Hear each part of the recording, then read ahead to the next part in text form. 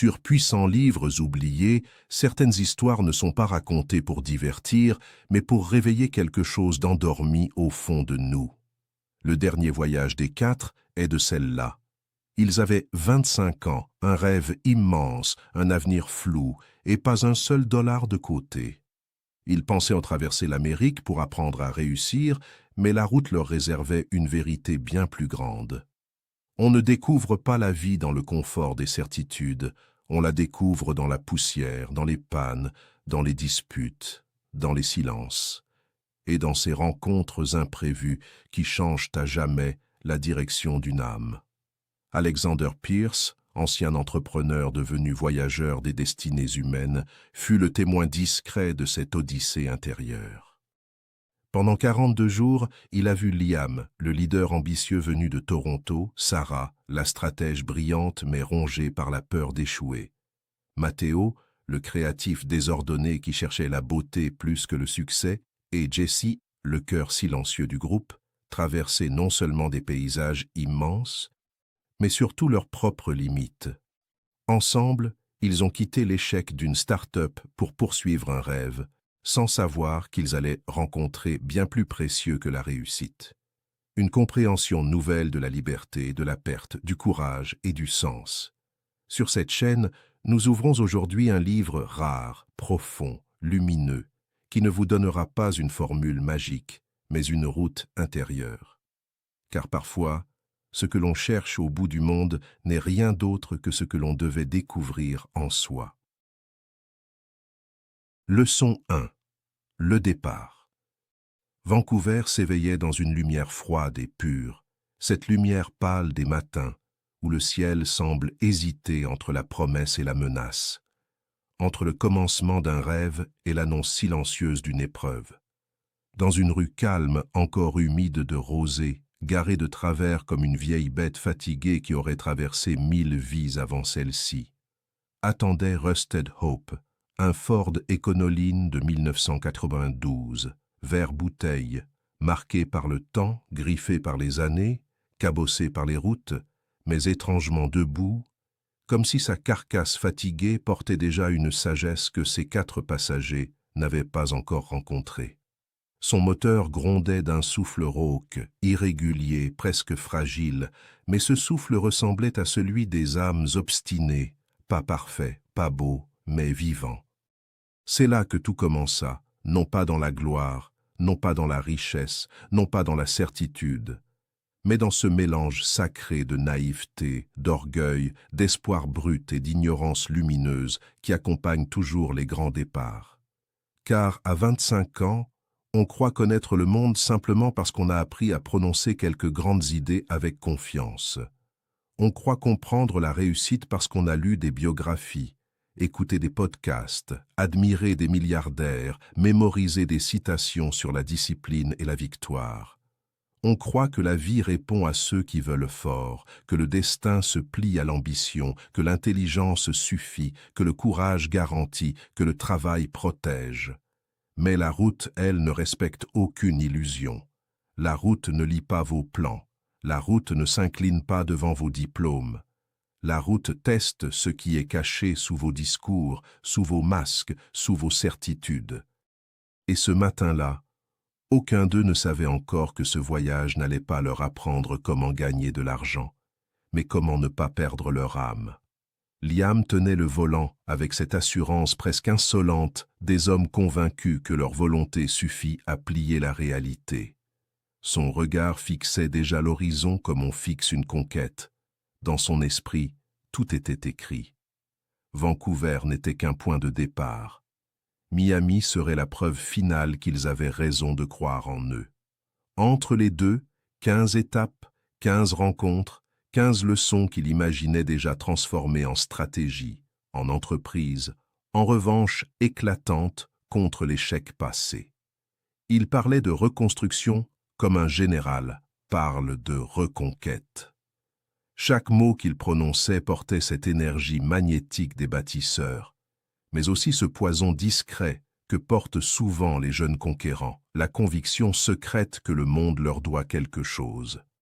Liam ne voulait pas seulement réussir, il voulait prouver prouver à ceux qui avaient douté, prouver à ceux qui avaient ri quand leur start-up était tombée, prouver à ses parents, à ses anciens partenaires, à lui-même. Derrière son ambition brûlait une blessure.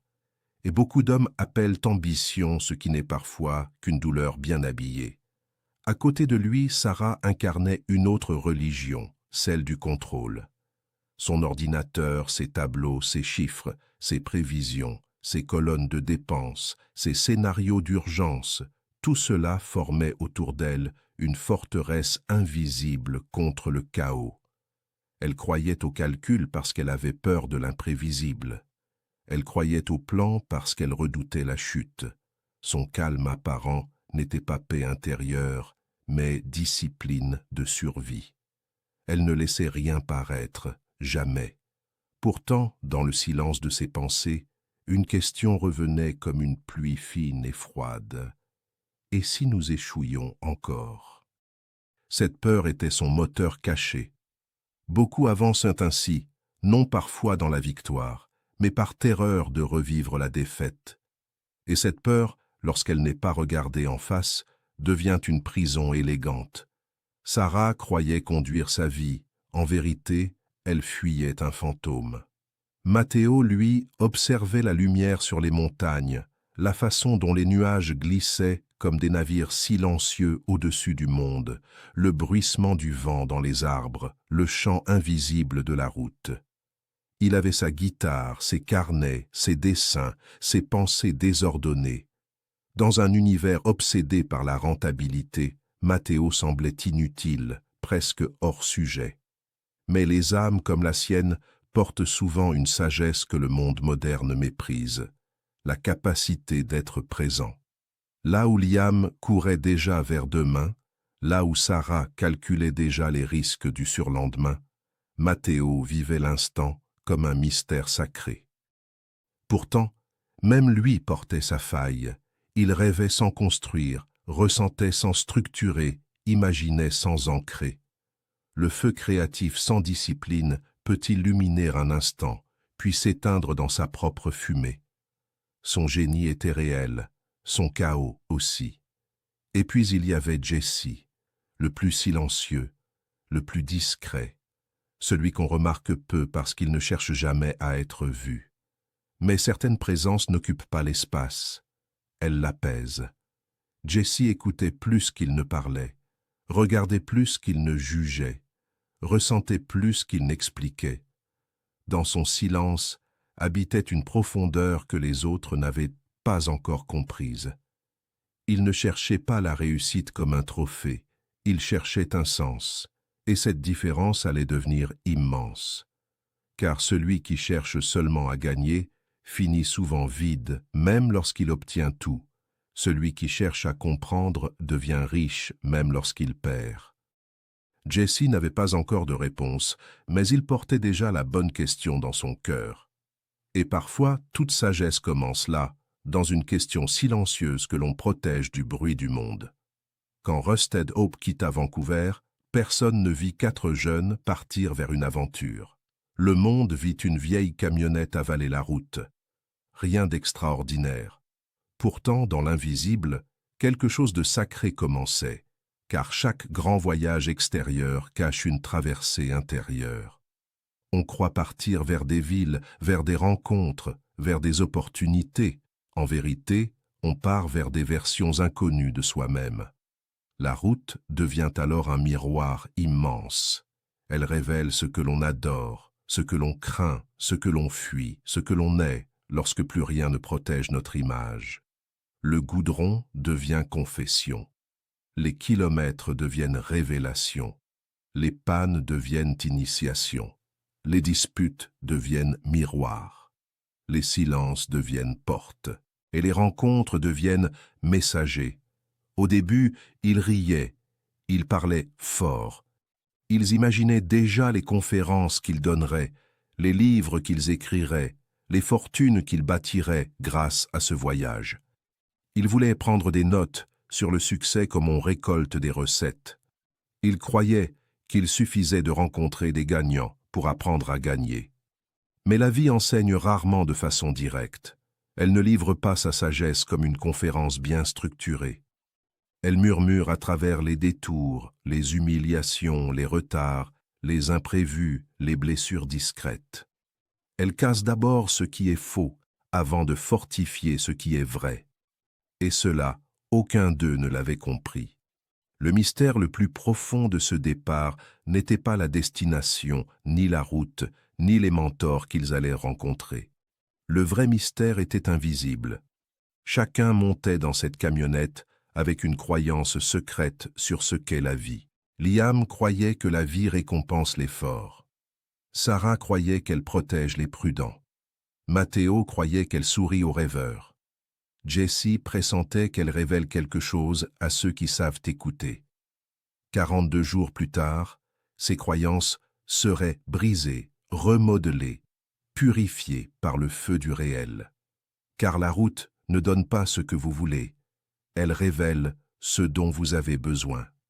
Ainsi commença leçon 1, le départ, Vancouver, non comme le simple début d'un voyage, mais comme l'ouverture d'un vieux livre invisible que la vie écrit avec la poussière, le temps, les larmes, les rencontres et cette étrange grâce qui pousse certains êtres à se perdre juste assez longtemps pour enfin se trouver. Et ce qu'ils allaient découvrir ne ressemblait ni au succès qu'ils imaginaient, ni à l'échec qu'ils redoutaient. C'était quelque chose de plus rare, de plus profond, de presque sacré, la lente naissance d'une vérité intérieure que seule la route s'est révélée à ceux qui acceptent de ne plus tout savoir. Leçon 2, la première leçon. Portland les accueillit sous un ciel d'un gris noble, un gris profond, presque méditatif, comme si la ville elle-même refusait les couleurs trop vives pour mieux obliger les âmes pressées à regarder au-dedans d'elles-mêmes.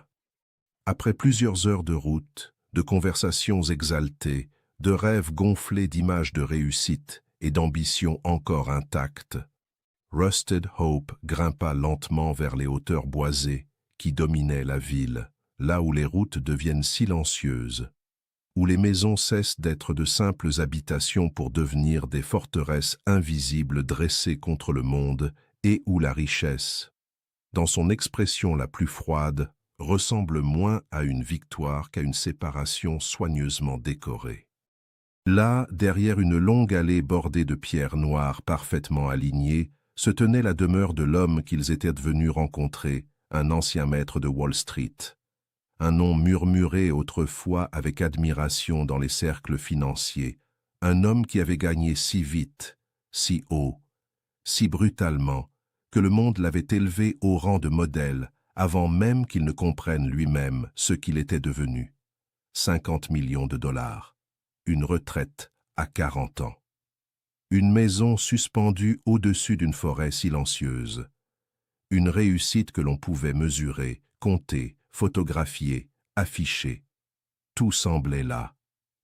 Et pourtant, dès l'instant où ils franchirent le seuil, quelque chose d'invisible posa sur leurs épaules une sensation étrange, comme un courant froid traversant une pièce pourtant chauffée, comme une présence absente plus lourde qu'une présence réelle. Le salon dans lequel ils furent reçus était immense, d'une beauté presque irréprochable, pensée dans les moindres détails, lignes épurées. Verres immenses ouvrant sur des pins majestueux, mobilier rare, œuvres d'art silencieuses, lumière naturelle parfaite, mais malgré cette perfection, la pièce avait la stérilité d'un temple déserté. Rien ne vibrait, rien ne racontait une vie.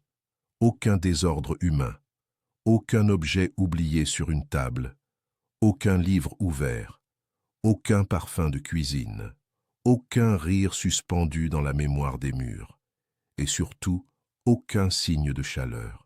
Jessie fut le premier à ressentir cette vérité muette. Certaines maisons sont habitées par des êtres, d'autres sont seulement occupées par des corps. Celle-ci n'était pas une demeure. C'était un monument élevé à la victoire extérieure, mais vidé de cette sève invisible qui fait d'un lieu un refuge pour l'âme. Le silence n'y était pas paix, il y ressemblait à une absence. Puis l'homme entra. Costume impeccable sans être ostentatoire. Regard vif, presque tranchant. Poignée de main ferme. Voix rapide. Présence puissante. Il dégageait cette énergie magnétique propre à ceux qui ont passé leur vie à vaincre, à conquérir, à prendre l'avantage avant même que les autres aient compris la partie qui se jouait. Pourtant, derrière cette maîtrise presque parfaite, quelque chose tremblait légèrement, imperceptible pour un œil distrait, mais visible pour celui qui observe profondément. Une agitation intérieure, un bruit intime qui ne s'éteint jamais. Il parlait vite, comme s'il devait toujours arriver quelque part, même dans son propre salon. Il buvait son thé vert par petites gorgées nerveuses. Toutes les 3 minutes, ses yeux glissaient vers son téléphone posé à portée de main, comme si même retiré du monde des marchés, il restait prisonnier d'un fil invisible, reliant sa valeur à un mouvement extérieur. Certains hommes quittent le champ de bataille sans jamais quitter la guerre. Ils emportent le combat en eux. Ils dorment avec l'ennemi dans leur poitrine. Cette faim insatiable de plus, ce besoin maladif de contrôle, cette incapacité à simplement être. Lorsqu'il commença à parler de réussite, Liam fut immédiatement captivé. Chaque phrase semblait forgée dans l'acier de l'expérience brute. Pas de romantisme, pas de douceur, pas de nuance, seulement des lois froides, dures, absolues. Ne dormez pas. Travaillez pendant que les autres rêvent. Ne faites confiance à personne. La confiance est une faiblesse exploitée par les ambitieux. La bienveillance est un luxe pour ceux qui acceptent la médiocrité. Si vous voulez monter, acceptez de devenir dur. Ces mots tombaient comme des coups de marteau sur l'imaginaire encore malléable des 4 voyageurs. Liam écrivait avec frénésie, comme si chaque phrase contenait la clé d'un royaume secret. Dans son regard brillait cette fascination dangereuse que ressentent souvent les jeunes âmes lorsqu'elles rencontrent une version spectaculaire du pouvoir. Elles confondent force et dureté. Elles prennent la froideur pour de la discipline. Elles admirent le résultat sans interroger le prix. Et c'est là que commencent les plus grandes erreurs, lorsqu'on envie une couronne sans voir les blessures qu'elle cache sous son éclat. Sarah, elle, observait autrement. Son esprit analytique calculait tout. La maison, les investissements probables, le patrimoine réel derrière les apparences. Elle évaluait, elle comparait, elle mesurait le poids concret de cette réussite. Oui, l'homme était immensément riche. Oui, ses méthodes avaient fonctionné selon les critères du monde. Oui, il incarnait une victoire visible. Mais plus elle observait, plus une fissure apparaissait dans son raisonnement. Pourquoi cette nervosité? Pourquoi cette solitude palpable? Pourquoi cette impression qu'au milieu de l'abondance, quelque chose manquait de manière criante? La richesse avait rempli l'espace, mais pas le vide. Matteo, lui, s'ennuyait, mais pas par immaturité. Son âme sentait instinctivement ce qui ne nourrit pas. Il regardait autour de lui comme un artiste contemple une œuvre techniquement parfaite, mais spirituellement morte. Puis son regard s'arrêta sur un détail étrange. Aucune plante, pas une seule. Aucun signe de vivant autre que des humains de passage. Aucun arbre intérieur, aucune fleur, aucune verdure, aucun désordre organique, rien qui pousse lentement, rien qui respire calmement. Rien qui rappelle que la vie n'est pas seulement performance, mais aussi croissance silencieuse. Une maison sans plantes est parfois un cœur qui a oublié le langage du vivant. Matteo ne pouvait pas l'expliquer, mais il ressentait un malaise profond. Cette beauté avait l'odeur d'un tombeau luxueux. Puis vint Jesse, fidèle à lui-même, silencieux jusqu'au moment essentiel. Il avait observé les murs nus. Pas une photo de famille, pas un souvenir partagé, pas le visage d'un enfant encadré quelque part, pas un rire figé dans le temps. Rien, seulement la réussite exposée à elle-même. Alors, il posa une question simple, presque innocente, mais terriblement nue. Vous êtes heureux, monsieur? Cette question traversa la pièce comme une lame silencieuse. Pendant une seconde, le masque vacilla, puis vint ce rire étrange, sec, vide, faux, ce rire que poussent parfois ceux qui ont oublié depuis longtemps la sensation simple d'une joie vraie. Heureux? J'ai 50 millions. La réponse semblait triomphante, pourtant, elle sonnait comme une confession involontaire. Car un homme vraiment heureux ne répond pas à une question sur son âme par le chiffre de son compte bancaire. Lorsqu'on confond valeur intérieure et valeur marchande, on devient immensément riche à l'extérieur et tragiquement pauvre à l'intérieur. Sur le chemin du retour, dans le ventre fatigué de Rusted Hope, le silence pesa longtemps avant que les mots ne reviennent. Liam était électrisé. Il voyait dans cet homme la preuve que la dureté paie. Sarah, plus lucide, sentait qu'un tel sommet ressemblait à une montagne glaciale où l'on règne seul. Matteo restait obsédé par ce détail étrange. Aucune plante, comme si la vie elle-même refusait d'habiter là. Et Jessie, regardant la route défiler comme on regarde le fleuve du temps, murmura simplement « Il nous manque quelque chose ». Personne ne comprit pleinement cette phrase. Pourtant, dans ces quelques mots se cachait la première vérité profonde de leur voyage. La réussite visible ne suffit pas à nourrir l'invisible. On peut posséder une maison immense et vivre dans un désert intérieur. On peut gagner tous les jeux du monde et perdre la partie essentielle, celle du cœur. On peut bâtir un empire et n'avoir personne avec qui partager le coucher du soleil. Cette leçon N n'est pas une révélation spectaculaire, mais par une inquiétude subtile semée dans leurs âmes, comme une graine silencieuse.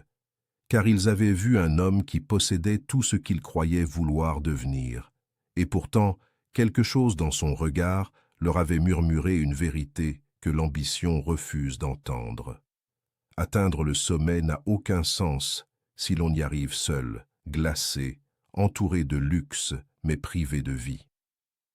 Et cette pensée, comme une ombre discrète, allait désormais voyager avec eux sur chaque kilomètre de route. Leçon 3. La fermière qui avait tout perdu.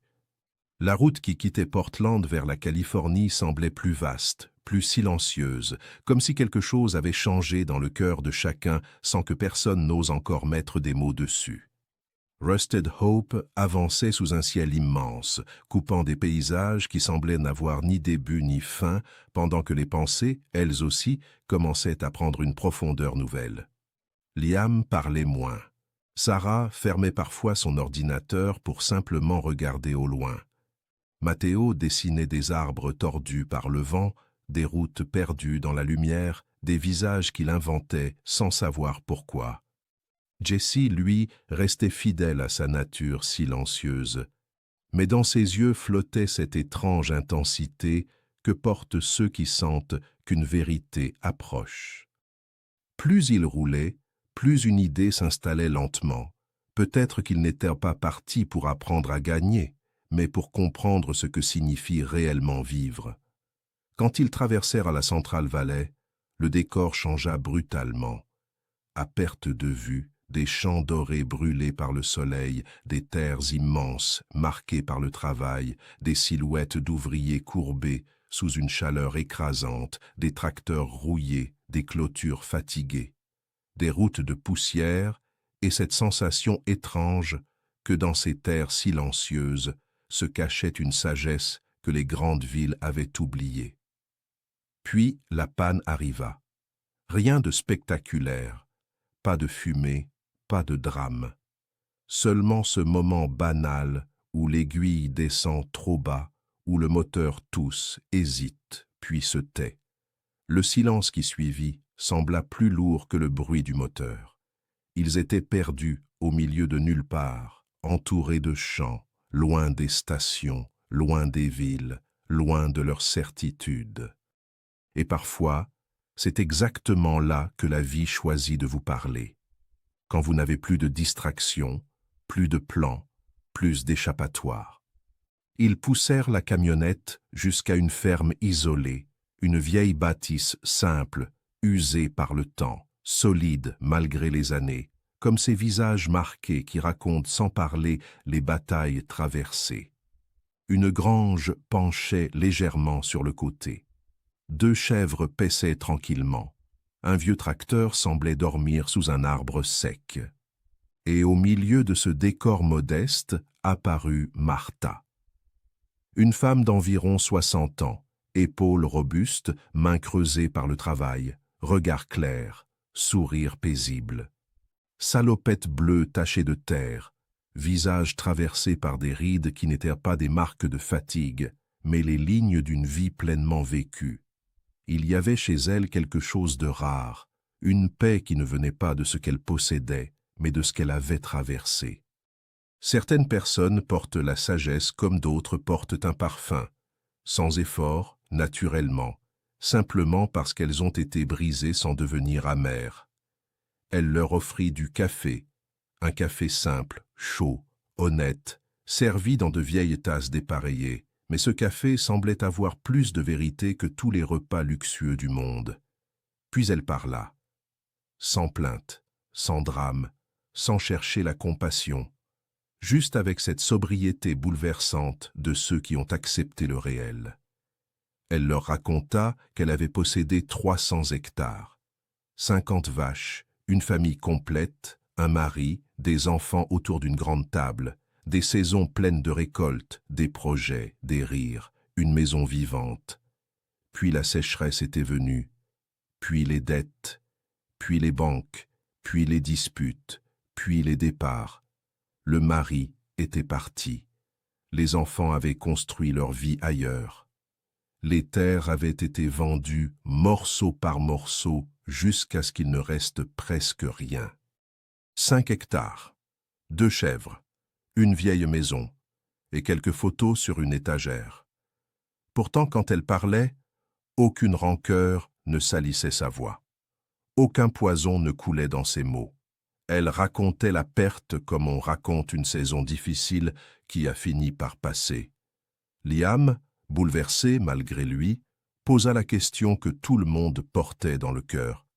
Comment peut-on sourire après avoir tant perdu?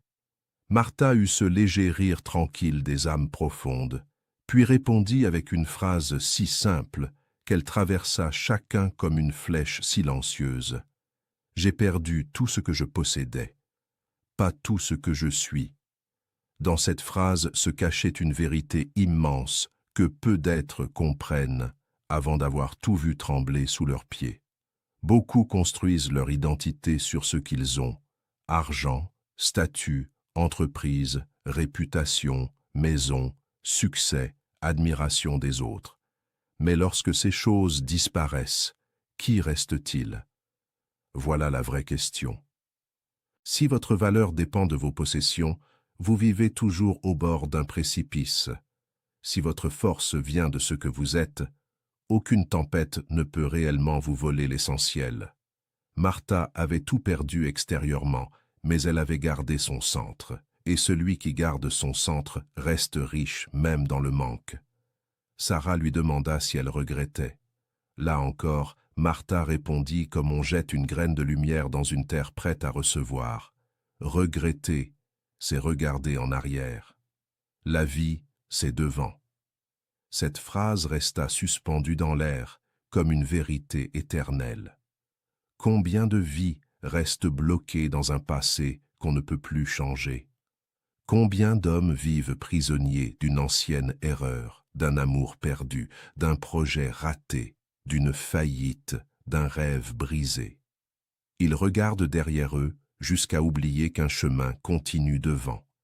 Martha, elle, avait choisi d'habiter le présent, pas par naïveté, pas parce que la douleur n'existait plus, mais parce qu'elle avait compris quelque chose que l'échec enseigne au cœur assez humble pour l'écouter.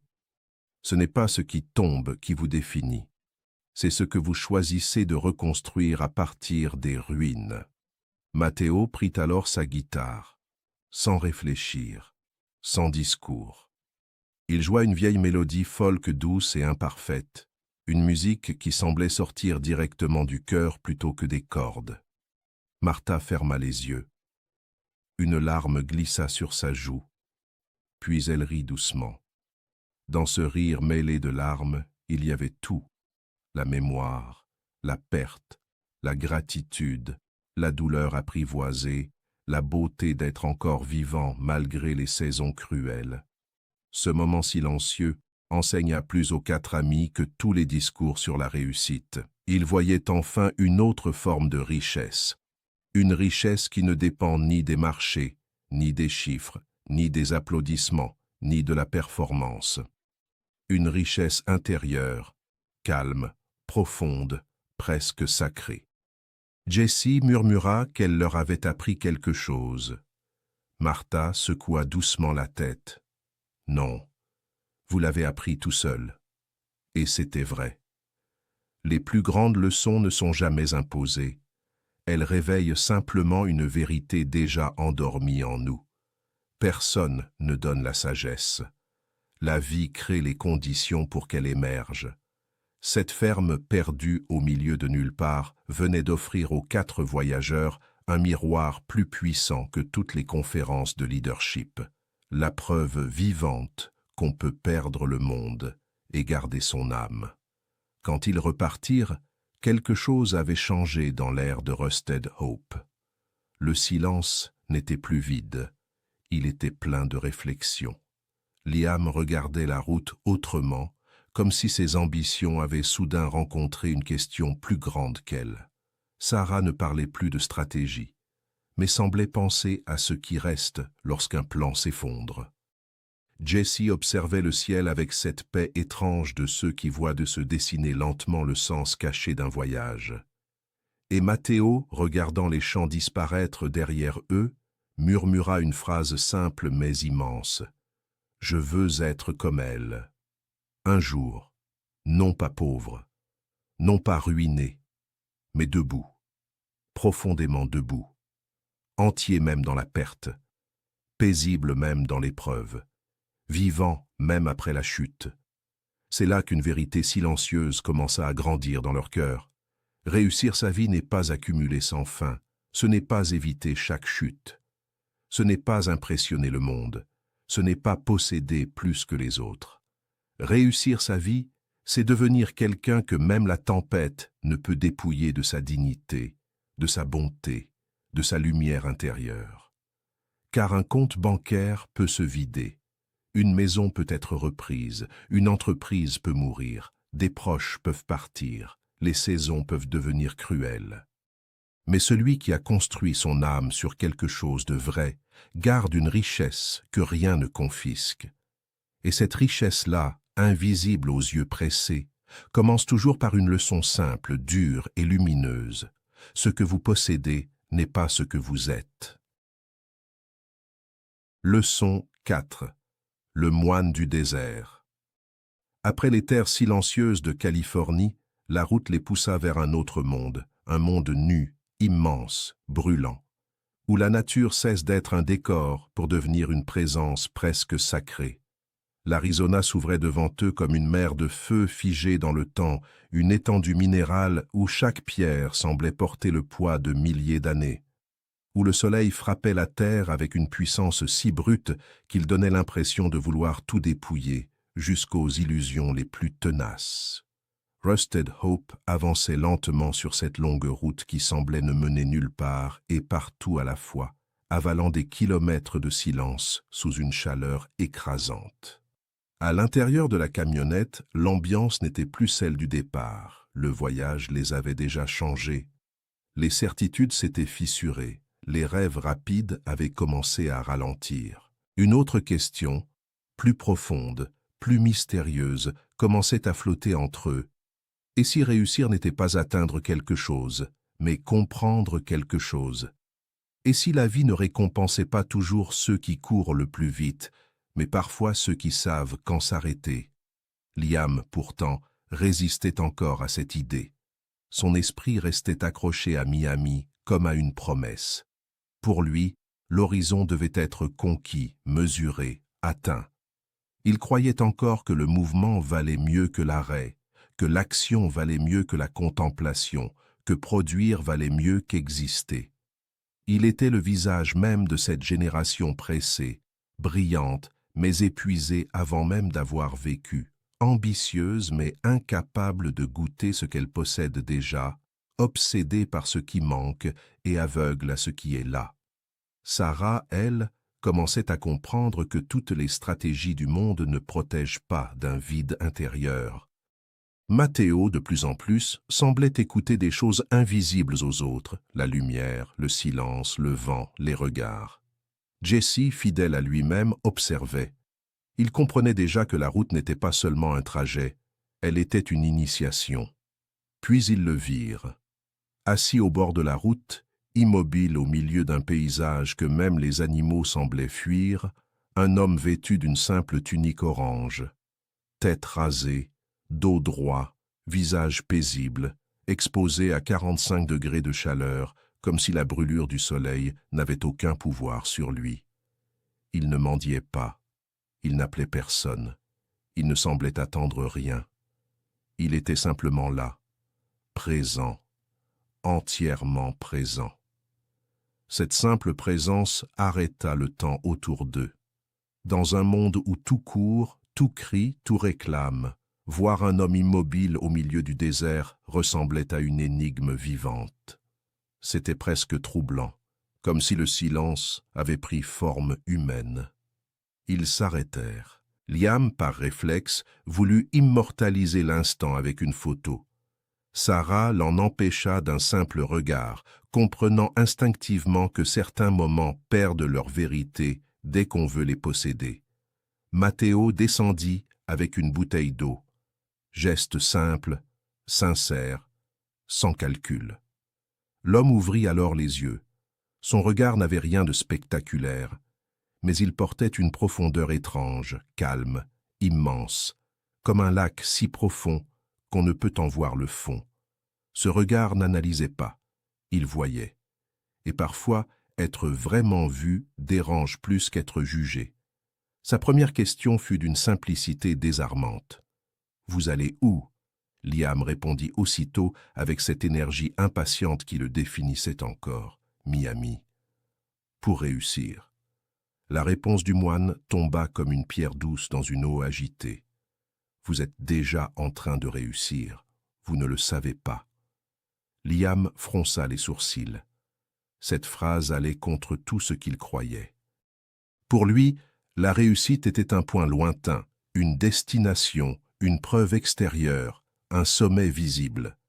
Comment pouvait-on dire qu'il réussissait alors qu'il dormait dans une vieille camionnette, comptait chaque dollar, vivait d'incertitude et de fatigue? Sa vision était celle de presque tout le monde. Si je n'ai pas encore obtenu ce que je veux, alors je ne suis pas encore arrivé. Mais cette logique cache une tragédie silencieuse. Elle condamne à vivre toujours dans le manque, toujours dans l'attente, toujours dans un futur imaginaire, sans jamais habiter pleinement le présent. Quand Liam répondit « On n'a rien », le moine sourit légèrement, non pas avec moquerie, mais avec cette tendresse calme qu'ont ceux qui voient l'aveuglement humain sans le condamner. Puis il parla avec une simplicité lumineuse. « Vous avez une camionnette qui roule, vous avez des amis, vous avez la santé, et vous avez la route.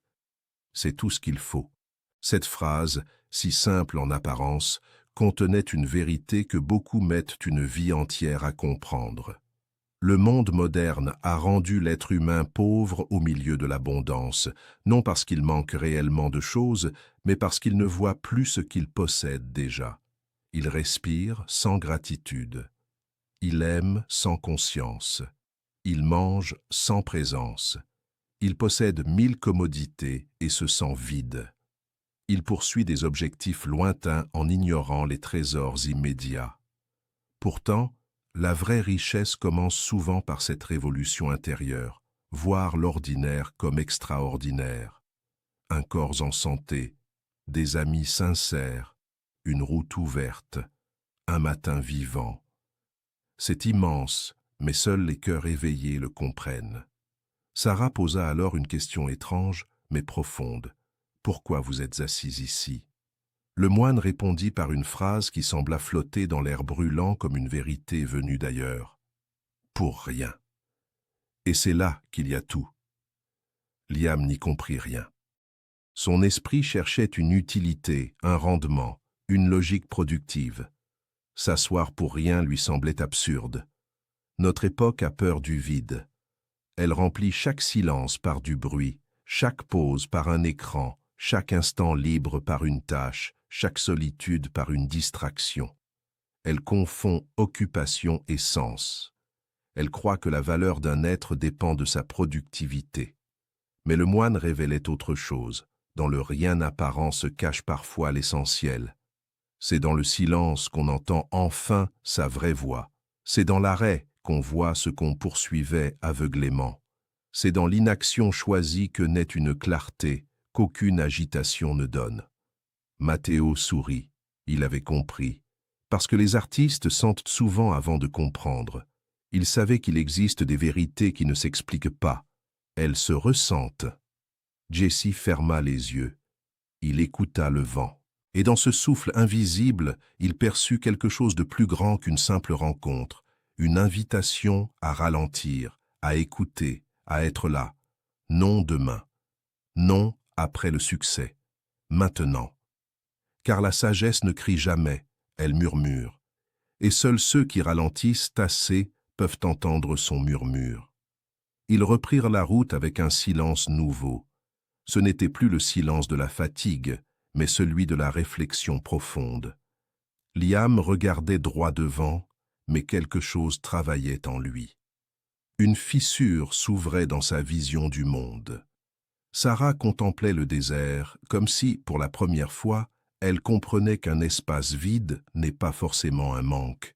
Il peut être une respiration. Matteo dessinait dans son carnet une silhouette orange assise face à l'infini. Jesse souriait légèrement, comme s'il savait que certaines réponses viennent toujours sous la forme d'un paradoxe. Puis la panne arriva. Cette fois, une vraie panne, brutale, définitive. Un grondement sourd, une secousse, de la fumée, puis le silence total. Rusted Hope s'immobilisa sur cette route brûlante comme un animal épuisé qui refuse d'avancer davantage. Liam frappa le volant de colère.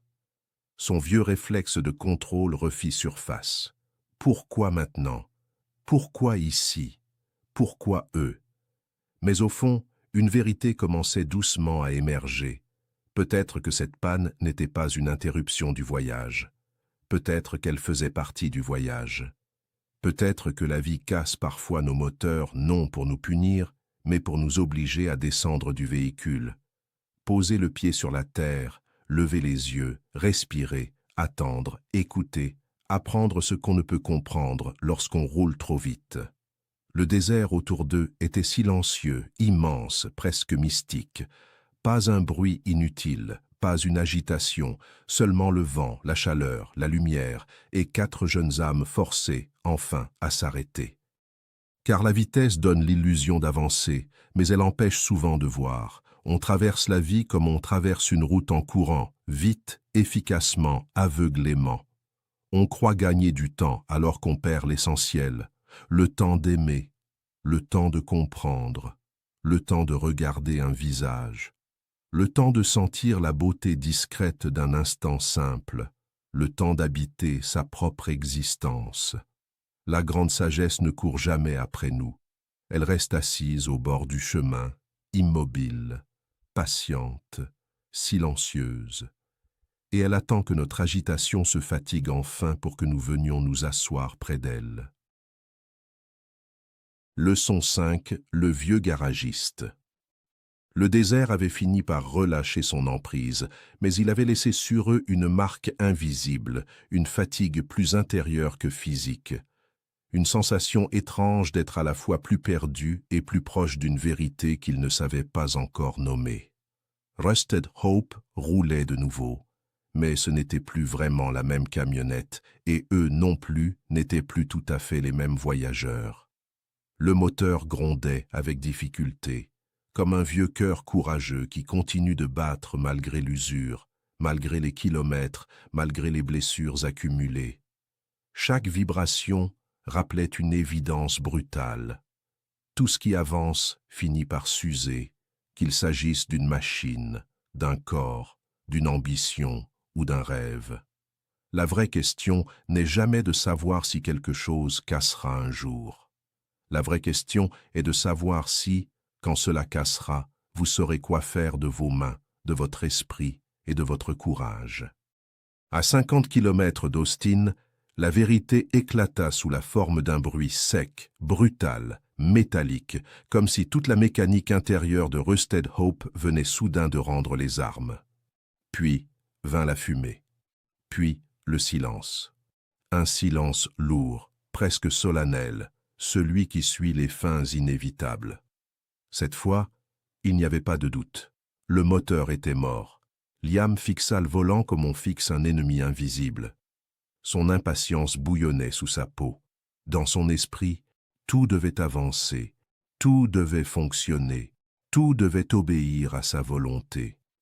Or, la route lui rappelait une leçon que les orgueilleux apprennent toujours tard. La vie ne signe jamais de contrat avec nos plans. Elle prend ses propres détours, impose ses propres arrêts, casse parfois nos certitudes avec une brutalité froide, non pour nous humilier, mais pour nous enseigner ce que le confort nous empêche d'apprendre.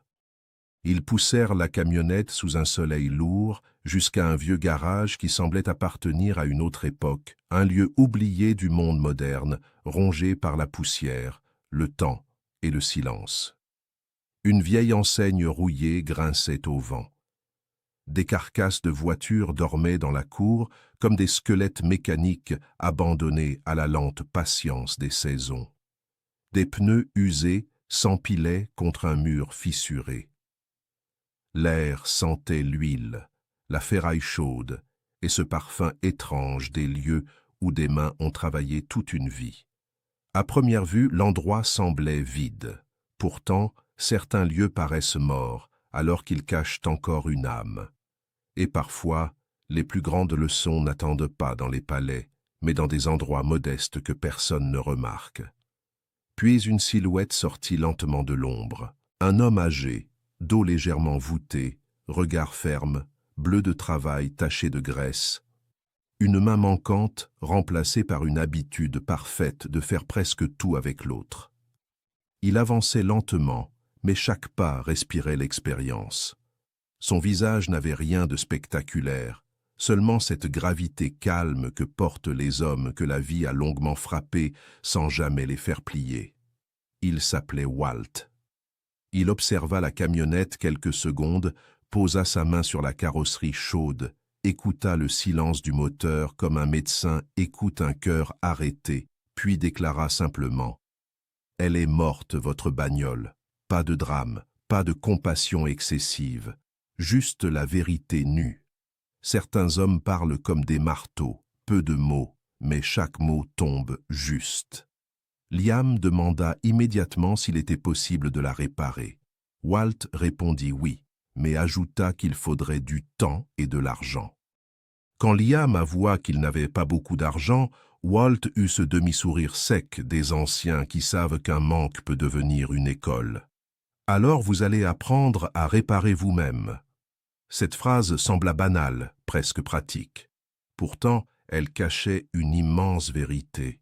Beaucoup veulent des résultats sans apprentissage, des solutions sans effort, des sommets sans ascension. Ils veulent que quelqu'un répare leur vie pendant qu'ils regardent. Mais grandir, c'est mettre les mains dans le cambouis de sa propre existence. C'est comprendre ce qui casse en soi. C'est apprendre comment fonctionne son moteur intérieur. C'est accepter d'être maladroit avant d'être capable. Pendant 3 jours, Walt leur enseigna bien plus que la mécanique. Il leur enseigna la logique cachée des choses. Il leur montra où circule l'huile, pourquoi une pièce chauffe, comment une petite fuite oubliée devient une panne majeure, pourquoi une machine avertit toujours avant de céder complètement, mais que la plupart n'écoutent jamais les premiers signes.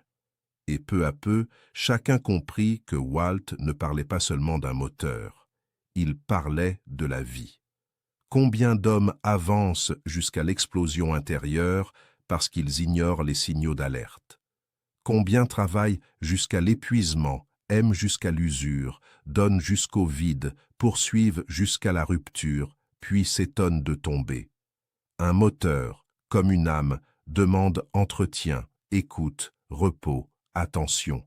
Négliger l'invisible finit toujours par casser le visible. Liam, qui jusque-là voulait aller vite, se retrouva obligé de ralentir, d'observer, de salir ses mains, de comprendre au lieu d'exiger. Ce fut difficile pour lui. Son orgueil souffrait de devoir apprendre d'un vieil homme solitaire dans un garage oublié. Mais lentement, quelque chose changea. Pour la première fois, il découvrait la valeur de la patience concrète. Sarah, elle, était fascinée. Elle notait tout, non seulement les gestes techniques, mais les phrases de Walt, ses silences, sa manière de regarder une machine comme on écoute une histoire. Matteo trouvait une poésie étrange dans cette huile noire, dans ces boulons usés, dans ces outils suspendus comme des instruments sacrés d'un vieux temple mécanique. Jesse, lui, semblait comprendre profondément ce qui se jouait. Ils étaient devenus chercher le succès, mais la route leur apprenait la solidité. Le troisième soir, alors que le soleil tombait lentement derrière les plaines texanes, baignant le garage d'une lumière chaude, presque biblique, Walt s'assit sur une caisse à outils, regarda longuement l'horizon, puis parla avec cette voix rugueuse que le temps avait sculptée. « Vous êtes venu pour la réussite, mais vous ne savez pas ce que c'est. La réussite, ce n'est pas arriver à Miami. C'est savoir changer une courroie sur le bord de la route, la nuit, sous la pluie, sans pleurer. La réussite, c'est être prêt, pas être riche. » Cette phrase entra en eux comme une vérité ancienne qu'ils avaient toujours connue sans jamais l'avoir comprise. Le monde confond souvent réussite et possession, grande maison, beau compte bancaire, visibilité, prestige, influence. Mais ces choses brillent de loin et s'effondrent parfois de près. La vraie réussite est plus humble, plus discrète, plus solide. C'est la capacité à tenir quand tout casse.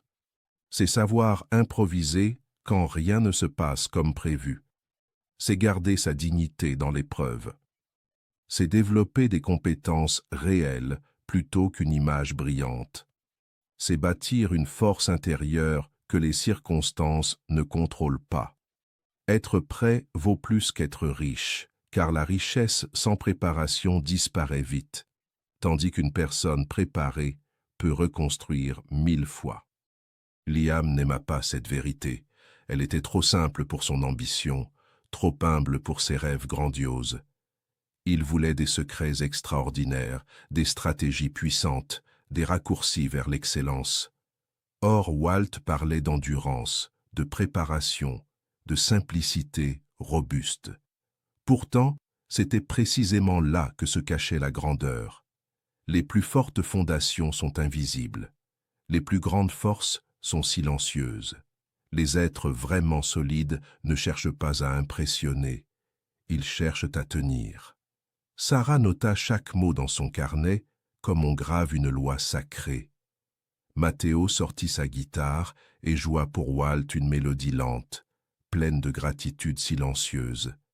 Dans cette musique flottait quelque chose de rare, la reconnaissance humble d'avoir reçu une vérité qu'aucune université n'enseigne. Jesse regarda ses mains couvertes de cambouis, noires d'huile, fatiguées, abîmées mais vivantes, utiles, vraies.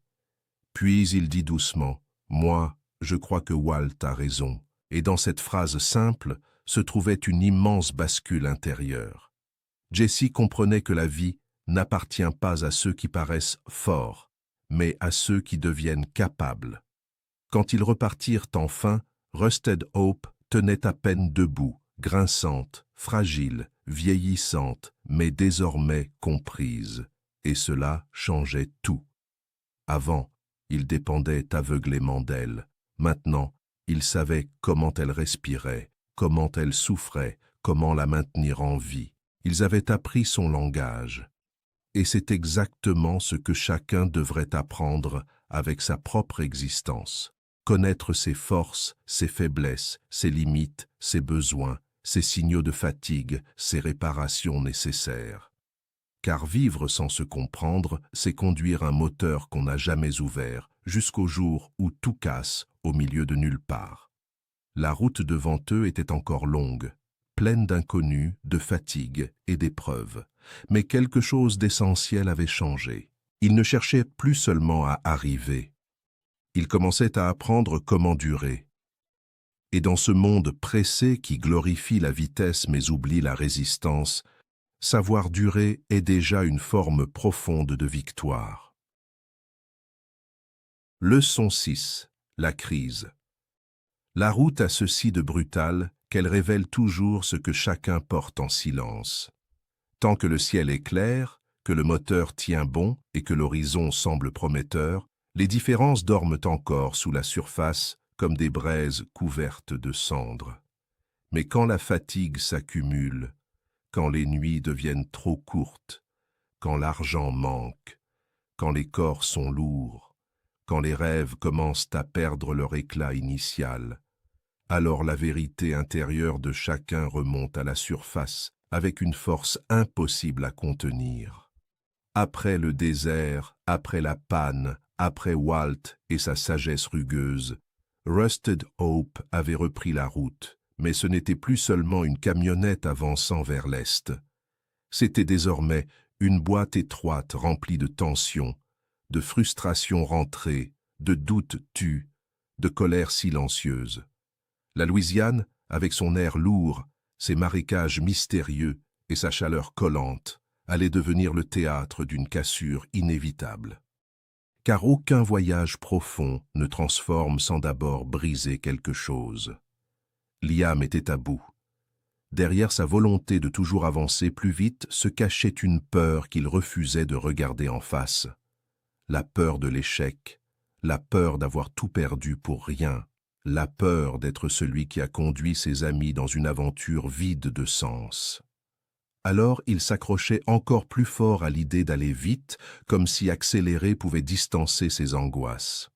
Certains hommes courent non parce qu'ils savent où aller, mais parce qu'ils craignent ce qui pourrait les rattraper s'ils s'arrêtent. Sarah, elle, voyait les chiffres se resserrer comme un étau. Chaque dollar dépensé pesait sur elle comme une menace. Son esprit analytique calculait les risques, les imprévus, les scénarios d'échec, et cette lucidité financière, au lieu de l'apaiser, l'écrasait. Matteo étouffait. Lui qui vivait de lumière, de musique et d'espace libre, ne supportait plus les nuits serrées dans la camionnette, les odeurs d'essence, les disputes voilées, la fatigue qui salissait même la beauté des paysages. Jessie observait, toujours, silencieux, calme en apparence, mais profondément traversé par ce qu'il voyait, 4 âmes en train de se fissurer exactement au moment où elles avaient le plus besoin de rester ensemble.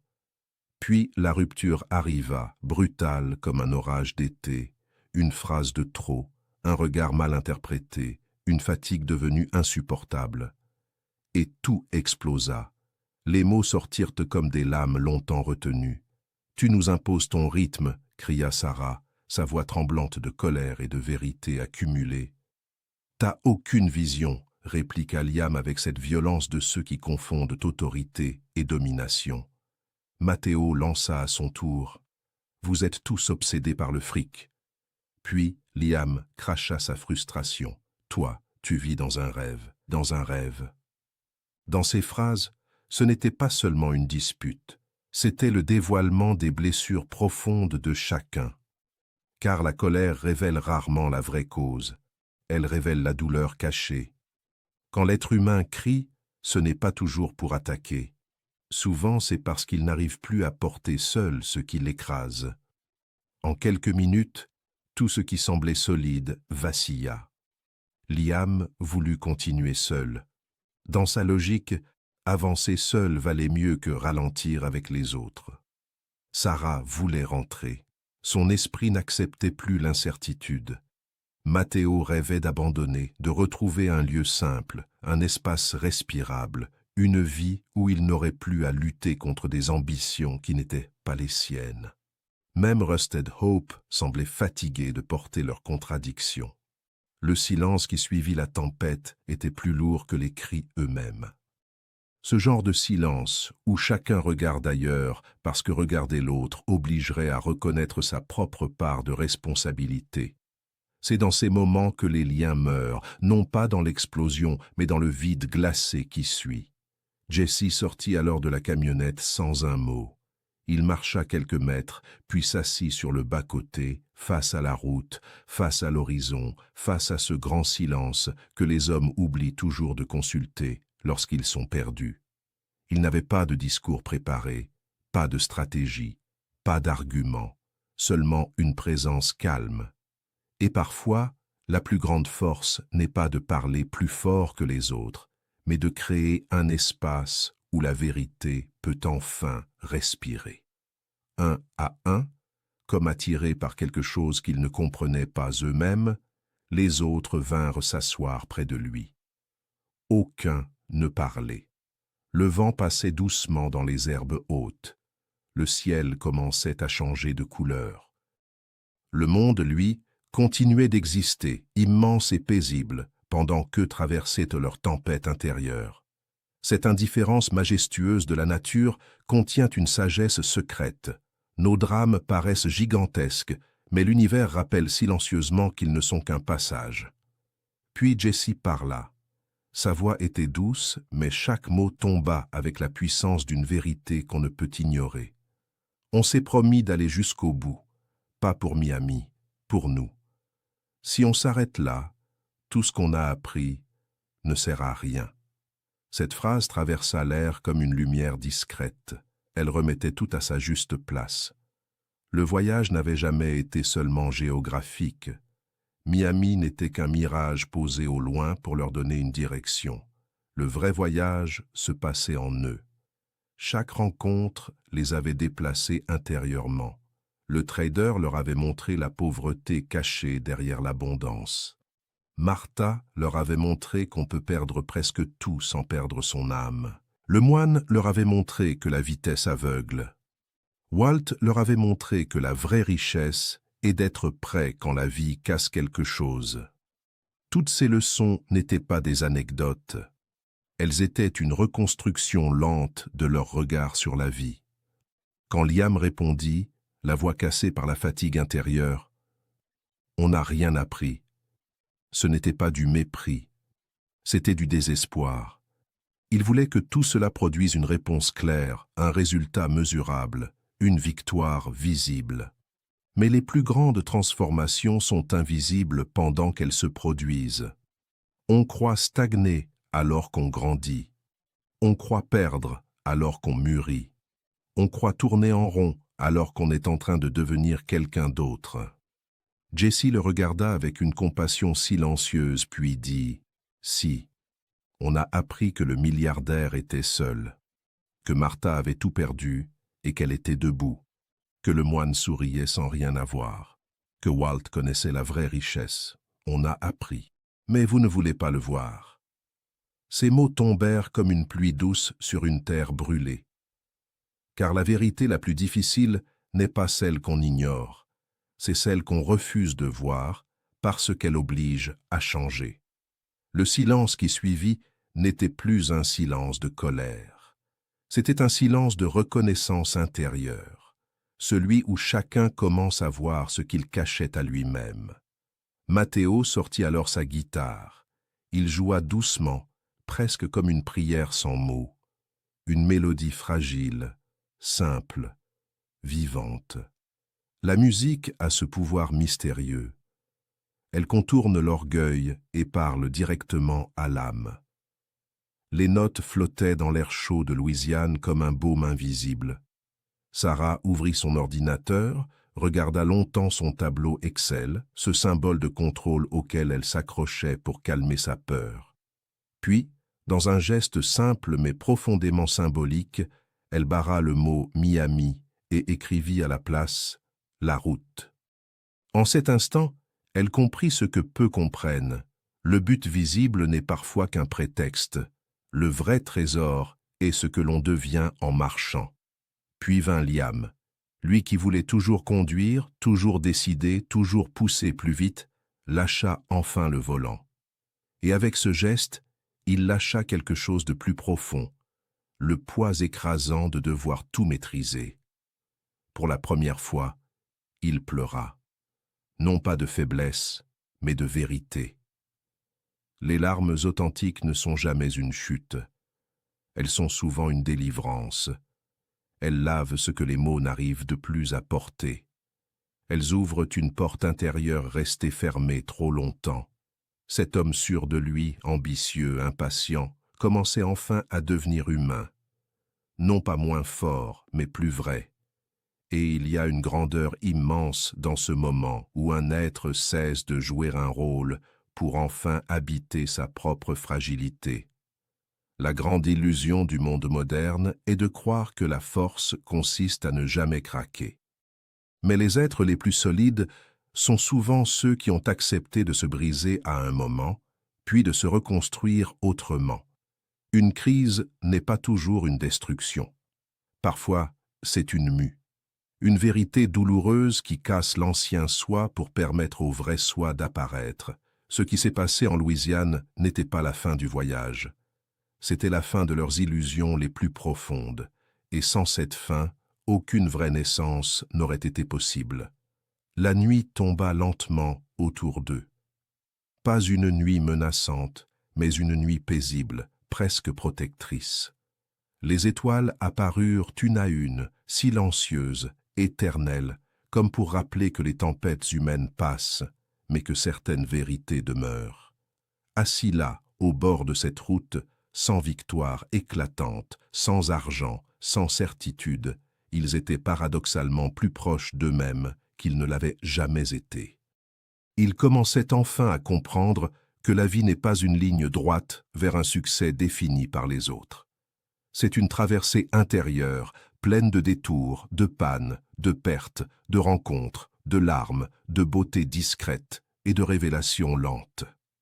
Parfois, pour continuer ensemble, il faut d'abord accepter de tomber ensemble.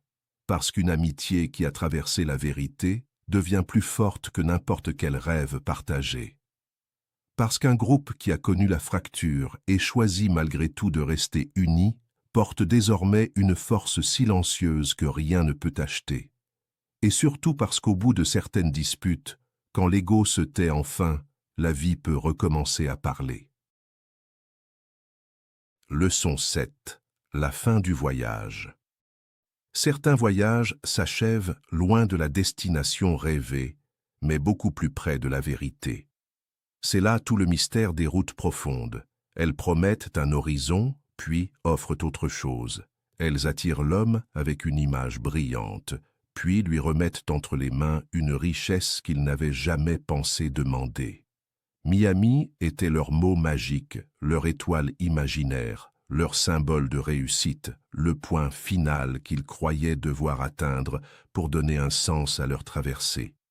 Pendant des semaines, ce nom avait porté leur fatigue, justifié leur sacrifice, nourri leurs disputes, entretenu leur volonté d'avancer. Pourtant, au fond, la route savait déjà ce qu'eux ignoraient encore. Ils n'étaient pas partis pour arriver quelque part, ils étaient partis pour devenir quelqu'un. Et ce genre d'arrivée ne se mesure pas en kilomètres parcourus, mais en illusions abandonnées, en vérités découvertes, en profondeur gagnée, en silence apprivoisé. Atlanta apparut non comme une conquête, mais comme une halte imposée par le réel. Rusted Hope, cette vieille camionnette cabossée qui avait porté leurs espoirs, leurs cris, leurs silences, leurs révélations et leurs doutes, poussa son dernier souffle mécanique au bord d'une route anonyme, dans un bruit sourd de métal fatigué. Le moteur se tut définitivement, comme un vieux sage qui, après avoir transmis tout ce qu'il avait à donner, choisit enfin le repos. Aucun d'eux ne parla immédiatement. Aucun ne cria. Aucun ne se plaignit. Ce silence-là n'était plus le silence de la frustration, ni celui de la colère. C'était le silence rare de ceux qui comprennent qu'une page vient de se tourner et que la vie, dans son étrange sagesse, vient de poser un point final là où eux voulaient encore écrire. Walt l'avait dit avec cette simplicité rugueuse qui ressemblait toujours à une prophétie. Elle tiendra jusqu'à Atlanta. Pas plus. Sur le moment, cette phrase semblait mécanique. À présent, elle prenait une dimension presque sacrée, comme si le vieux garagiste n'avait pas seulement parlé d'un moteur, mais d'un cycle entier. Ils vendirent la camionnette pour 200 $ à un ferrailleur. 200 $ pour un véhicule qui pourtant leur avait offert bien plus que ce que beaucoup possèdent dans toute une vie. Voilà une vérité que le monde comprend mal. Certaines choses perdent toute valeur marchande au moment exact où elles prennent une valeur intérieure immense. Rusted Hope n'était plus qu'une carcasse de métal aux yeux du monde, mais, dans leur mémoire, elle devenait un sanctuaire roulant, un lieu de transformation, une école sans murs, un compagnon silencieux qui les avait conduits jusqu'à eux-mêmes. On sous-estime toujours les objets qui accompagnent les grandes métamorphoses. Une vieille table où l'on a pleuré, un banc où l'on a pris une décision capitale, une chambre où l'on a traversé une nuit de vérité, une camionnette usée où 4 âmes ont cessé de courir après des mirages. Le monde vend cela au poids du métal. Le cœur, lui, le garde comme un trésor. Puis vint la séparation. Pas une séparation dramatique, pas un adieu déchirant, pas de promesses excessives. Juste cette douceur étrange qui accompagne les fins justes. Ils prirent un bus, pas vers la Floride, pas vers un dernier objectif artificiel. Chacun rentra chez lui avec un bagage invisible que personne, dans ce terminal gris et banal, ne pouvait voir. Ils n'avaient ni fortune, ni trophée, ni photo triomphale devant un horizon célèbre. Mais ils portaient quelque chose de plus rare, une clarté nouvelle sur ce qui compte vraiment. Et la clarté intérieure vaut plus que 1000 victoires extérieures bâties sur le vide. Liam fut peut-être celui dont la transformation fut la plus silencieuse, mais aussi la plus profonde. Lui qui voulait tout conquérir, comprit enfin que la conquête la plus difficile est celle de son propre orgueil. Il rouvrit sa société de consulting, mais ce n'était plus le même homme derrière le bureau. Avant, il parlait comme quelqu'un qui voulait impressionner. Désormais, il parlait comme quelqu'un qui voulait transmettre. Avant, il cherchait la grandeur visible. Désormais, il construisait la solidité invisible. Son entreprise devint plus petite, mais plus saine. Plus humble, mais plus durable. Il formait des jeunes entrepreneurs, non pour leur vendre des illusions, mais pour leur apprendre la patience, la résilience, l'art de traverser les pannes intérieures autant que les difficultés concrètes. Il leur disait souvent une phrase qui surprenait ceux qui ne connaissaient pas son histoire. « Méfiez-vous des hommes qui réussissent trop vite. Ils n'ont pas encore appris ce qui compte. » Dans cette phrase vivait toute la route. Sarah, elle, transforma sa peur de l'échec en œuvre utile. Pendant longtemps, elle avait voulu tout contrôler parce qu'elle croyait que l'incertitude était une ennemie. La route lui avait appris autre chose. L'incertitude n'est pas toujours une menace. Parfois, elle est la porte secrète vers une vie plus vraie. Elle écrivit un livre.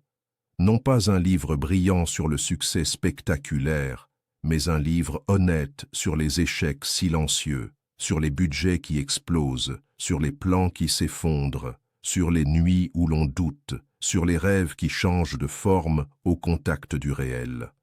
Peu de gens le lurent au début, et cela ne la blessa pas, car elle avait cessé de mesurer sa valeur à la reconnaissance immédiate.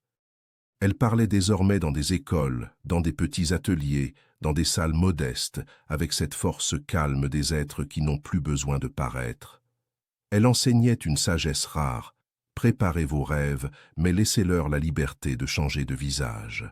Ceux qui l'écoutaient sentaient qu'elle parlait depuis une vérité vécue. Matteo suivit enfin la voix qu'il portait depuis toujours, sans oser l'écouter pleinement. Il ouvrit un atelier de lutherie. Chaque matin, il réparait des guitares cassées, remplaçait des cordes usées, polissait du bois ancien, redonnait une voix à des instruments que d'autres croyaient bons à jeter. Ce travail, en apparence simple, contenait une poésie profonde. Réparer un instrument, c'était comme réparer une part du monde. Redonner une vibration à ce qui s'était tu. Remettre de la musique là où il n'y avait plus que silence. Matteo comprit alors que la grandeur n'est pas toujours dans ce que l'on construit de neuf, mais parfois dans ce que l'on sauve de la casse. Son atelier sentait le bois, la colle fine, le café chaud et les plantes vertes. Il y jouait le soir, seul ou avec quelques amis. Peu d'argent, peu de bruit, beaucoup de paix. Et cette paix intérieure avait une noblesse qu'aucune gloire ne pouvait égaler. Quant à Jesse, il fit ce que seuls les êtres profondément reliés à l'essentiel savent faire. Il créa un lieu pour les autres. Son café ne cherchait pas à être tendance. Pas de stratégie marketing agressive, pas de décor artificiel, juste une atmosphère vivante, douce, accueillante. Des plantes partout, comme un rappel discret que tout ce qui vit demande du temps. Une guitare accrochée au mur, mémoire silencieuse de Matteo, des livres sur des étagères simples, ouverts à ceux qui voulaient penser plus profondément. Des fauteuils où l'on pouvait s'asseoir longtemps sans se sentir chassé, et surtout, un espace rare, un lieu où les gens venaient parler vrai. Certains venaient raconter leurs peines, d'autres leurs rêves. Certains restaient silencieux, simplement heureux d'être là. Jesse écoutait comme il avait toujours su écouter, avec cette présence entière qui fait sentir à l'autre qu'il existe vraiment. Son café s'appelait Rusted Hope. Ce nom disait tout. L'espoir cabossé peut encore porter la vie. Ils ne sont pas devenus milliardaires. Et cette phrase, que beaucoup prononceraient comme une forme d'échec, résonne en réalité comme une victoire secrète. Car ils ont trouvé quelque chose que l'argent promet souvent, sans jamais vraiment le donner. La liberté intérieure. La liberté de choisir une vie alignée avec leur âme. La liberté de ne plus courir derrière des modèles imposés. La liberté de respirer sans avoir le sentiment d'être en retard sur quelqu'un d'autre. La liberté d'être pleinement soi, sans masque, sans rôle, sans faux triomphe. Cette liberté-là ne fait pas toujours la une des journaux. Elle ne provoque pas l'admiration bruyante des foules. Mais elle offre des matins paisibles, des nuits profondes, des liens sincères, une joie discrète mais solide, et cette sensation rare d'habiter réellement sa propre existence. Le plus grand secret du voyage était là depuis le début, caché sous leurs attentes. Ils cherchaient le succès comme on cherche un trésor au loin, alors que la vie essayait simplement de leur apprendre à devenir assez simple, assez vrai et assez libre pour reconnaître la richesse déjà présente sous leurs pas. Miami n'était jamais la destination réelle. La route n'était jamais seulement une route. La camionnette n'était jamais seulement une machine. Les rencontres n'étaient jamais de simples rencontres. Tout cela formait une initiation invisible, un lent travail intérieur, une sculpture silencieuse de l'âme. Parfois, la vie casse le moteur juste avant la destination que vous aviez choisie, non pour vous punir, mais pour vous empêcher d'atteindre un lieu qui n'était pas fait pour vous. Parfois, ce qui semble être une fin brutale est en réalité une délivrance douce. Parfois, perdre le chemin prévu est exactement ce qui permet de trouver sa vraie voie. Et parfois, quand tout semble terminé au bord d'une route anonyme, c'est précisément là que commence enfin la vraie vie. Leçon 8. Les 9 leçons révélées à la fin. Quand la poussière du voyage retombe enfin, quand le bruit du moteur s'éteint, quand les routes immenses deviennent des souvenirs, quand les visages croisés sur le chemin se transforment en présence silencieuse dans la mémoire, une chose étrange se produit dans l'âme. Ce que l'on croyait avoir compris pendant la traversée commence seulement à révéler son vrai sens. La vie agit souvent ainsi. Sur le moment, les événements semblent dispersés, Les rencontres paraissent isolées, les douleurs semblent inutiles, les retards ressemblent à des injustices, les détours donnent l'impression d'être des pertes de temps. Pourtant, lorsque l'on prend assez de recul, une architecture invisible apparaît. Les pièces du puzzle jusque-là incompréhensibles se mettent en place avec une précision presque troublante. Ce qui semblait hasard devient enseignement. Ce qui semblait panne devient initiation. Ce qui semblait échec devient fondation. C'est dans ce silence d'après-tempête que Jesse ouvrit son carnet, ce vieux carnet discret qui avait absorbé les vérités du voyage comme une terre profonde absorbe la pluie rare. Et il y nota ce qu'ils avaient réellement trouvé. Non pas des recettes de réussite, non pas des slogans faciles, non pas des illusions vendables, mais 9 vérités simples, puissantes, presque sacrées, des vérités que l'on entend souvent trop tôt, que l'on comprend rarement sur le moment, mais qui, lorsqu'elles descendent enfin au fond du cœur, changent une existence entière. La première vérité tomba comme un voile arraché au mensonge moderne. L'argent ne fait pas le bonheur. Cette phrase est répétée partout, vidée de sa force par l'habitude, usée par des lèvres qui la prononcent sans l'avoir traversée. Pourtant, eux l'avaient vu vivre sous leurs yeux. Cet homme immensément riche à Portland possédait des millions, une maison somptueuse, une vue magnifique, une réussite que le monde envie, et pourtant une froideur étrange habitait ses murs. Aucune photo sur les murs, aucune trace d'amour, aucune chaleur humaine, aucune présence vivante dans cette immense demeure. Seulement le luxe d'un vide silencieux. Ce jour-là, ils ont compris que l'argent peut acheter le confort, la sécurité matérielle, la beauté extérieure. Mais il ne peut pas acheter une âme apaisée, une table entourée de rires sincères, une présence aimante au réveil, ni ce sentiment profond d'être exactement à sa place dans le monde. La richesse extérieure impressionne les foules, la richesse intérieure, elle, nourrit l'existence. Beaucoup courent après l'or en croyant chercher la paix, alors qu'ils abandonnent en route tout ce qui aurait pu réellement les rendre heureux. Puis vint cette vérité rude mais lumineuse. Perdre tout ce qu'on possède n'est pas perdre tout ce qu'on est. Martha portait cette sagesse dans ses mains abîmées, dans ses yeux fatigués mais debout, dans ce sourire mystérieux que seuls possèdent ceux qui ont traversé la destruction sans perdre leur centre intérieur. Elle avait vu son monde s'effondrer. Ses terres, son foyer, son mariage, sa sécurité, tout avait été emporté par la vie comme une rivière en crue emporte une maison construite trop près du bord. Pourtant, devant eux, elle se tenait entière. Pas intacte, non, mais entière. Et c'est là une nuance immense. Être intact signifie n'avoir jamais été cassé. Être entier signifie avoir été brisé, puis s'être reconstruit autour de l'essentiel. Beaucoup confondent ce qu'ils possèdent avec ce qu'ils sont. Quand leur titre tombe, ils s'écroulent. Quand leur argent disparaît, ils se sentent vides. Quand leur image se fissure, ils croient mourir. Mais celui qui a découvert sa vraie substance sait que l'on peut tout perdre à l'extérieur sans devenir pauvre à l'intérieur. Le monde peut prendre des biens, il ne peut voler une âme solide sans votre permission. La troisième vérité arriva dans le désert, portée par un homme assis dans le silence. La vitesse est l'ennemi de la sagesse.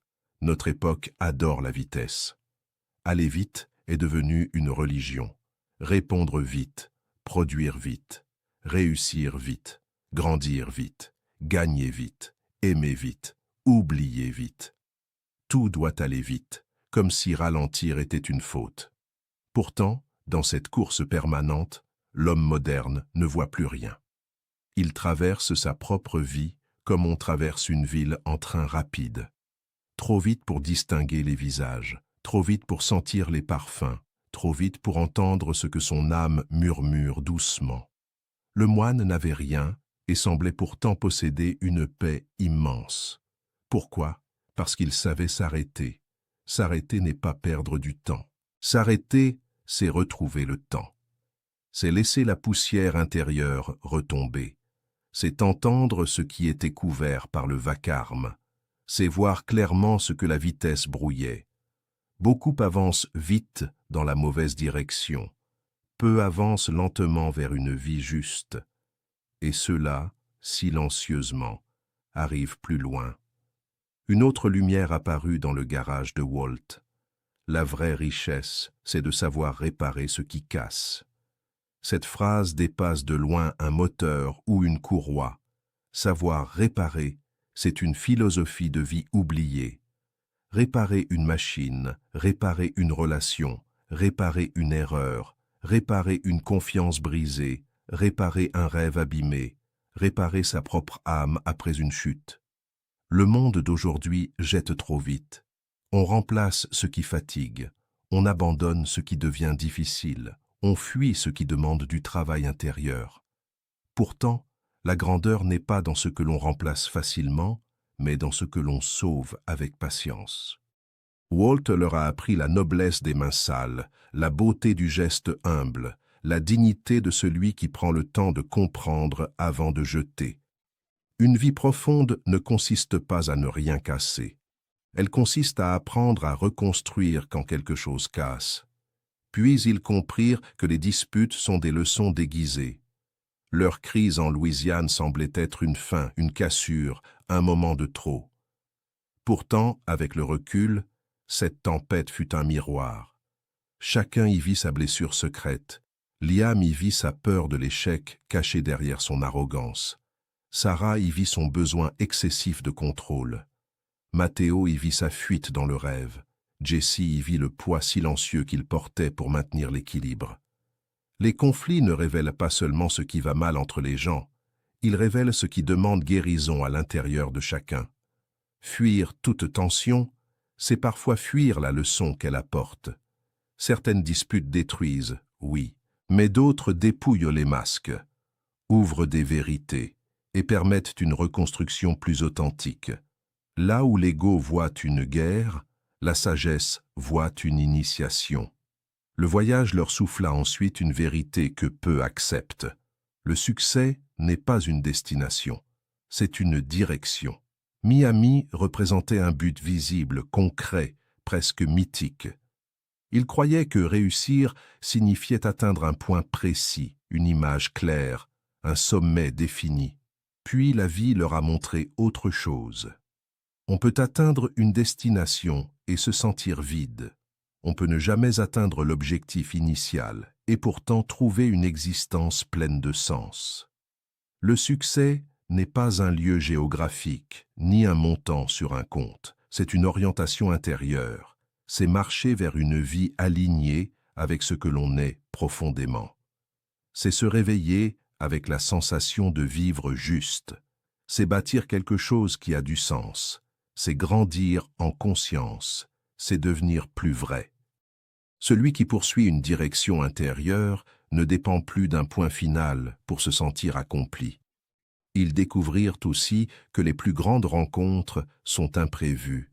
Ils avaient à planifier des mentors brillants, des rendez-vous stratégiques, des leçons choisies à l'avance. Pourtant, les plus grandes révélations sont venues des rencontres imprévues. Une fermière ruinée, un moine immobile, un vieux garagiste rugueux. Voilà le mystère de la vie. Ce que vous cherchez n'arrive pas toujours par la porte que vous surveillez. Parfois, le trésor se cache dans une panne, dans un détour, dans une personne que vous n'auriez jamais remarquée. Celui qui veut tout contrôler manque souvent les miracles discrets placés sur sa route. Il faut garder un cœur ouvert à l'imprévu, car la vie aime enseigner là où l'orgueil n'aurait jamais regardé. Puis vint cette vérité nue. On n'apprend pas dans le succès, on apprend dans la panne. Les victoires flattent, les échecs forment. Quand tout va bien, l'homme croit souvent que ses méthodes sont parfaites. Il devient aveugle à ses fragilités. Mais quand quelque chose casse, la réalité entre sans frapper. Une panne oblige à réfléchir, à comprendre, à s'adapter, à grandir. Les plus grandes profondeurs naissent rarement dans le confort. Elles naissent dans les nuits de doute, dans les plans détruits, dans les portes fermées, dans les saisons où rien ne fonctionne comme prévu. Ce que l'on apprend dans la douleur, quand on refuse de devenir amer, devient une sagesse que rien ne peut acheter. Et enfin, comme une clé qui ouvre toutes les autres portes, la 9e vérité se posa avec douceur. Le but du voyage, c'est le voyage. Pas Miami. Toute la sagesse de leur traversée reposait là.